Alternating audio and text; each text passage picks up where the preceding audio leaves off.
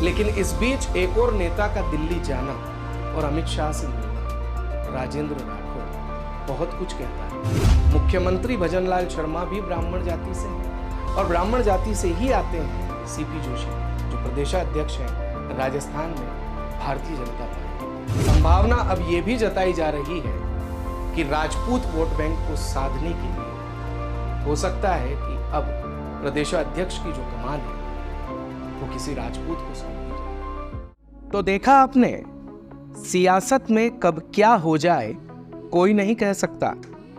Rajasthan BJP के अध्यक्ष CP Joshi ने अपने पद से इस्तीफा देने की पेशकश कर दी है। सीपी जोशी पिछले 3 दिनों से दिल्ली में है और केंद्रीय गृह मंत्री अमित शाह और पार्टी अध्यक्ष जेपी नड्डा से मिलकर उन्होंने अपने इस्तीफे की पेशकश की है। हालांकि इस इस्तीफे के पीछे की वजह सीपी जोशी व्यक्तिगत बता रहे हैं, लेकिन राजनीति में अक्सर जो कुछ भी होता है उसमें व्यक्तिगत कुछ भी नहीं होता। राजस्थान में अगले कुछ दिनों में 5 सीटों पर उपचुनाव होने वाले हैं। ऐसे में बीजेपी इस चुनाव के लिए कोई कसर नहीं छोड़ना चाहती। पार्टी का लोकसभा चुनाव में 2019 के मुकाबले प्रदर्शन बेहद खराब रहा था। 25 सीटों में बीजेपी जहां 14 सीटें ही जीत सकी, तो 2019 के चुनाव में बीजेपी ने सभी सीटों पर जीत दर्ज की थी। इस बार कांग्रेस और उसकी गठबंधन सहयोगियों ने 11 सीटें जीती, जिसके पीछे जातिगत समीकरण समेत कई कारण माने जा रहे हैं। इसका जिक्र भारत कवरेज के विशेष कार्यक्रम कहीं सुनी में भी हमने किया था। आप देखेंगे कि दिल्ली दरबार में लगातार एंट्री बढ़ चुकी है राजस्थान के बीजेपी नेताओं की।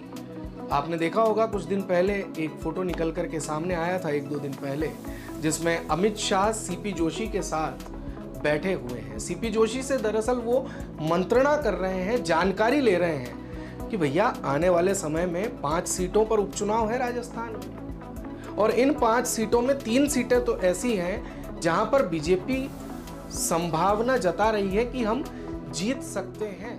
बीजेपी के संगठन में कई वर्षों बाद ऐसा हुआ है कि सीएम के साथ प्रदेश अध्यक्ष ब्राह्मण, उपाध्यक्ष भी ब्राह्मण और कार्यालय प्रभारी भी ब्राह्मण ही है।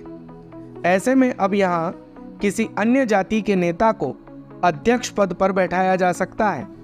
देवली उनियारा, चौरासी, झुंझुनू, दौसा और खींवसर विधानसभा सीट पर होने वाले उपचुनाव से पहले किसी दिग्गज नेता को अध्यक्ष पद की कुर्सी पर बैठाया जा सकता है। आपको बता दें कि सीपी जोशी मार्च 2023 में सतीश पूनिया की जगह राजस्थान बीजेपी के अध्यक्ष बने थे। उनके अध्यक्ष रहते राज्य विधानसभा चुनाव में बीजेपी ने बड़ी जीत हासिल की, तो वहीं लोकसभा चुनाव में झटका भी खाया। स्पेशल डेस्क से भारत कवरेज की रिपोर्ट।